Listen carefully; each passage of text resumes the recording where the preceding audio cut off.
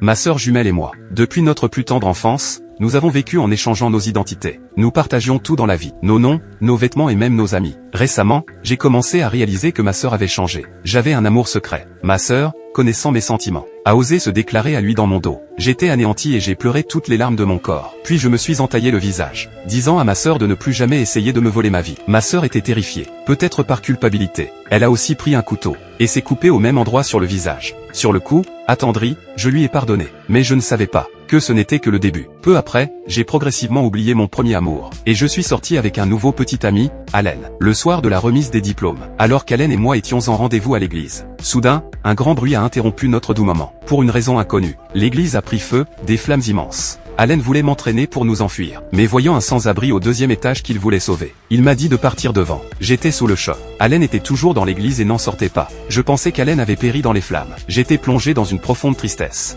Heureusement, ma sœur était constamment à mes côtés, m'aidant peu à peu à surmonter mon chagrin. Une fois adulte, je suis devenu une auteure à succès. Tandis que ma sœur, restée à la ferme familiale, a eu un enfant. Je lui rendais souvent visite, pensant qu'elle vivait sans souci. Mais ma sœur m'a dit qu'elle souffrait de dépression postpartum, et voulait échanger nos vies, me confiant son enfant. Nous avons alors convenu d'échanger nos vies pendant 1 an. C'est ainsi que nous avons vécu la vie de l'autre, notre complicité étant sans faille. Nous avons réussi à tromper tout le monde. Mais 1 an plus tard, quand je suis revenu chez moi, j'ai réalisé que ma vie était devenue complètement dysfonctionnelle. Non seulement ma sœur s'immisçait dans mon travail, mais elle avait aussi installé des caméras de surveillance chez moi pour espionner ma vie privée. Le désir de contrôle de ma sœur me terrifiait. J'ai décidé de mettre fin à cet échange de vie au plus vite. Mais quand je suis allé chez ma sœur faire mes valises, j'ai aperçu un visage familier. C'était Allen, censé avoir péri dans les flammes. Tout excité, je suis allé lui demander comment il allait. Mais il m'a prise pour ma sœur. Non seulement il ne voulait pas me parler mais il est parti. Je n'ai eu d'autre choix que de lui dire que j'étais sa petite sœur, Gina.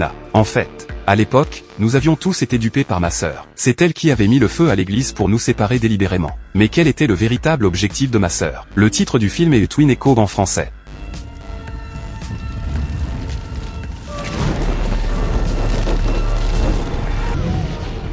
A man died, Gina, and Dylan ran.